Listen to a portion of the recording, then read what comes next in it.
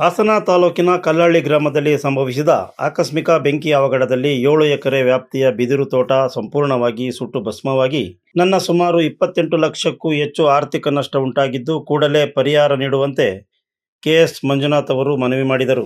ಪತ್ರಿಕಾಗೋಷ್ಠಿಯಲ್ಲಿ ಶನಿವಾರ ಮಾತನಾಡಿ, 2021-22ನೇ ಸಾಲಿನಲ್ಲಿ ಸರ್ವೆ ನಂಬರ್ 163, 221, 223 ಹಾಗೂ 204ರ ಜಮೀನಿನಲ್ಲಿ ಒಟ್ಟು 13,400 ಬಿದಿರು ಸಸಿಗಳನ್ನು ನಾಟಿ ಮಾಡಲಾಗಿತ್ತು. ಪ್ರತಿ ಗಿಡಕ್ಕೂ ಹನಿ ನೀರಾವರಿ ವ್ಯವಸ್ಥೆ ಅಳವಡಿಸಲಾಗಿದ್ದು, ವೈಜ್ಞಾನಿಕ ಕೃಷಿ ಪದ್ಧತಿಯಲ್ಲಿ ಬಿದಿರು ಬೆಳೆಯನ್ನು ಬೆಳೆಸಲಾಗುತ್ತಿತ್ತು. ಜೊತೆಗೆ ಇದೇ ಜಮೀನಿನ 15 ಎಕರೆ ಪ್ರದೇಶದಲ್ಲಿ 5,000 ಶ್ರೀಗಂಧದ ಸಸಿಗಳನ್ನು ಸಹ ನಾಟಿ ಮಾಡಲಾಗಿತ್ತು.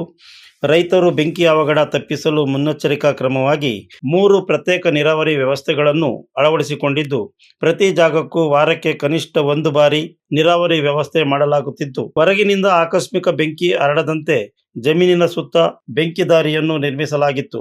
ಆದರೂ ಜನವರಿ 30ರಂದು ಮಧ್ಯಾಹ್ನ ಸುಮಾರು 11:30ರ ವೇಳೆಗೆ ಏಕಾಏಕಿ ಬೆಂಕಿ ತಗುಲಿ 7 ಎಕರೆ ಬಿದಿರು ತೋಟ, ಈಗಾಗಲೇ ಕಡಿದು ಹಾಕಿದ್ದ 6,000 ಬಿದಿರು ಗಡ್ಡೆಗಳು ಮತ್ತು ಸಂಪೂರ್ಣ ನೀರಾವರಿ ವ್ಯವಸ್ಥೆ ಸುಟ್ಟು ನಾಶವಾಗಿದೆ. ವಿಷಯ ತಿಳಿದ ತಕ್ಷಣ ರೈತರು ಅಗ್ನಿಶಾಮಕ ತುರ್ತು ಸಂಖ್ಯೆಗೆ ಕರೆ ಮಾಡಿದ್ದು, ಹಾಸನ ಅಗ್ನಿಶಾಮಕ ಠಾಣೆಯ ಸಿಬ್ಬಂದಿ ಸ್ಥಳಕ್ಕೆ ಆಗಮಿಸಿ ಬೆಂಕಿಯನ್ನು ನಿಯಂತ್ರಿಸಿದ್ದಾರೆ. ಅವರ ತ್ವರಿತ ಕಾರ್ಯಾಚರಣೆಯಿಂದ ಉಳಿದ 8 ಎಕರೆ ಬಿದಿರು ತೋಟವನ್ನು ರಕ್ಷಿಸಲು ಸಾಧ್ಯವಾಗಿದೆ. ಇಲ್ಲದಿದ್ದರೆ ಇನ್ನೂ ಹೆಚ್ಚಿನ ರೀತಿಯಲ್ಲಿ ನಷ್ಟ ಸಂಭವಿಸುವ ಸಾಧ್ಯತೆ ಇತ್ತು ಎಂದು ಹೇಳಿದರು. 2021ರಿಂದ ಇಂದಿನವರೆಗೆ ಬಿದಿರು ಬೆಳೆಯುವ ಅಭಿವೃದ್ಧಿಗೆ ಎಕರೆ ಗಣನೆಗೆ 4 ಲಕ್ಷದಂತೆ ಒಟ್ಟು 52 ಲಕ್ಷ ವೆಚ್ಚ ಮಾಡಲಾಗಿದೆ. ಈ ವೆಚ್ಚಕ್ಕಾಗಿ ಕೆನರಾ ಬ್ಯಾಂಕ್ ಸೇರಿದಂತೆ ಶೆಟ್ಟಿಹಳ್ಳಿ ಹಾಗೂ ಚೌಡವಳ್ಳಿ ಸಹಕಾರ ಸಂಘಗಳಿಂದ 30 ಲಕ್ಷಕ್ಕೂ ಅಧಿಕ ಸಾಲವನ್ನು ಪಡೆದುಕೊಳ್ಳಲಾಗಿದೆ. ಬೆಂಕಿಯಿಂದ ಸುಟ್ಟು ಹೋದ 7 ಎಕರೆ ಬಿದಿರು ತೋಟದ ಮೌಲ್ಯವೇ ಸುಮಾರು 28 ಲಕ್ಷವಾಗಿದ್ದು, ಇದರಲ್ಲಿ ಬಿದಿರು ಗಡ್ಡೆಗಳು ಹಾಗೂ ನೀರಾವರಿ ವ್ಯವಸ್ಥೆಗೆ ಆಗಿರುವ ನಷ್ಟವೂ ಸೇರಿದೆ. ಈ ಅವಘಡದಿಂದ ರೈತನ ಬದುಕು ಸಂಕಷ್ಟಕ್ಕೀಡಾಗಿದ್ದು, ಸಾಲದ ಒತ್ತಡ ಹೆಚ್ಚಾಗಿದೆ.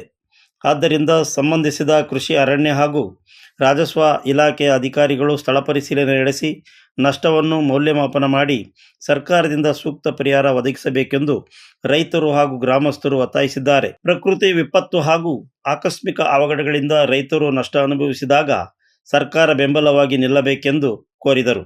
ಉದ್ದೇಶದಿಂದ ನಾನು ನಿಮ್ಮೆಲ್ಲ ಬಂದು ಇಲ್ಲಿ ಮನವಿ ಮಾಡ್ತಾ ಇದ್ದೀನಿ. ನೀವು ನನ್ನ ಕಷ್ಟನ ಆಲಿಸಿ ಇದನ್ನೊಂಚೂರು ಮೀಡಿಯಾಗಳಲ್ಲಿ ತೋರಿಸಿ ಇದನ್ನು ದಡಮುಟ್ಟ ಥರ ಮಾಡ್ತೀರಾ ಅಂತ ನಂಬ್ಕೊಂಡು ಇಲ್ಲಿ ಬಂದಿದ್ದೀನಿ. ನಮಸ್ತೆ. 7 ಎಕರೆ ಸುಟ್ಟೋದು. ಶೆಟ್ಟಿಹಳ್ಳಿ ಹತ್ರ ಕಲ್ಲಹಳ್ಳಿ. ನಾನು ಅದನ್ನು ಬೆಳೆಯೋಕ್ಕೆ 1 ಎಕರೆಗೆ 4 ಲಕ್ಷದಂತೆ ಖರ್ಚಾಗಿದೆ. ಬಟ್ ಬಿದಿರೇನಾಗುತ್ತೆ ಅಂದರೆ ಬಿದಿರು ಸಂಪೂರ್ಣ ಸತ್ತೋಗಲ್ಲ. 1 ವರ್ಷದ ಇಳುವರಿ ಕಡಿಮೆ ಆಗುತ್ತೆ. ಮುಂದಿನ ವರ್ಷ ಏನೀಗ ಹೊರಡಬೇಕಾಗಿತ್ತಲ್ಲ, ಈ ಸುಟ್ಟಿರೋದ್ರಿಂದ ಶೂಟ್ಸ್ ಕಡಿಮೆ ಆಗುತ್ತೆ. ಬಟ್ ನಾನೀಗ ಕಡ್ದು ಹಾಕಿದ್ನಲ್ಲ, ಅದ್ರದ್ದು 2 ಲಕ್ಷ ರೂಪಾಯಿ ಮೌಲ್ಯ, ಅದ್ರದ್ದು ಬಿದಿರು ಗಳಗಳದ್ದು ಪ್ಲಸ್ ಈ ಡ್ರಿಪ್ ಇರಿಗೇಷನ್ ಮಾಡಿದ್ನಲ್ಲ ಅದರದ್ದೇ ಮೌಲ್ಯ 2.5 ಲಕ್ಷ ರೂಪಾಯಿ 7 ಎಕರೆಗೆ. ಅದು ಸಂಪೂರ್ಣ ಸುಟ್ಟು ನಾಶ ಆಗಿದೆ. ಪರಿಹಾರ ನನಗೆ ಶುಕ್ರವಾರ ಬೆಂಕಿ ಬಿದ್ದಿರೋದು. ನನಗೆ ಮಂಗಳವಾರ ಫೈರ್ ಇಂಜಿನ್ನವರು ಇದು ಕೊಟ್ಟಿದ್ದಾರೆ. ನಾನು ಇಲ್ಲಿಗೆ ಬರೋಕ್ಕೆ ಇವತ್ತು ಇಷ್ಟು ದಿನ ಆಗಿದೆ. ಮೊನ್ನೆ ಬುಧವಾರ ಎಲ್ಲರಿಗೂ ಪೋಸ್ಟ್ ಮಾಡಿದ್ದೀನಿ. ನಿನ್ನೆ ಬಂದಿದ್ದೆ, ತಡವಾಗಿ ಬಂದೆ ಅಂತೇಳಿ ಇವತ್ತು ಬನ್ನಿ ಅಂತಂದರು. ಇವತ್ತು ಬಂದು ಇಲ್ಲಿ ಮುಂದೆ ಮಾತಾಡ್ತಾ ಇದ್ದೀನಿ. ಇದು ಸಂಪೂರ್ಣ ಇದೆ. ಫಾರೆಸ್ಟ್ ಡಿಪಾರ್ಟ್ಮೆಂಟಿಂದ ನಾನು ತಂದಿರೋ ಬಿಲ್ಗಳೆಲ್ಲ ಇದೆ. 3,400 ಗಿಡಕ್ಕೂ ನಂದನಂ ನರ್ಸರಿಯವರಿಂದ 8,400 ಗಿಡಗಳನ್ನ ತಂದಿದ್ದೀನಿ 2021ರಲ್ಲಿ. 2022ರಲ್ಲಿ ಜೆನ್ವಿನ್ ಬಯೋಟೆಕ್ ಕಂಪನಿ ಅಂತೇಳಿ ಹೊಸೂರಲ್ಲಿ ಪ್ಲಾಂಟ್ ಇದೆ, ನಾನು ಅಲ್ಲೇ ಹೋಗಿ 5,000 ಗಿಡ ತಂದಿದ್ದೀನಿ. 13,400 ಗಿಡ ಹಾಕಿದ್ದೀನಿ. 13,400 ಗಿಡಕ್ಕೆ ನನಗೆ 8,000 ಗಿಡಕ್ಕೆ ಸರ್ಕಾರದ ಪ್ರೋತ್ಸಾಹಧನವೂ ಕೂಡ ಸಿಕ್ಕಿದೆ. ಇನ್ನು ಉಳಿದಿದ್ದ 5,000ಕ್ಕೆ ಸಿಕ್ಕಲಿಲ್ಲ. ಅದಕ್ಕೂ ಭಾಳ ಅರ್ಜಿಗಳು ಬರೆದು ಎಲ್ಲ ಓಡಾಟ ಮಾಡಿದೆ. ಅದೇನು ತಲೆ ಹತ್ತಲಿಲ್ಲ ಅದು. You are watching TV 46 News Kannada.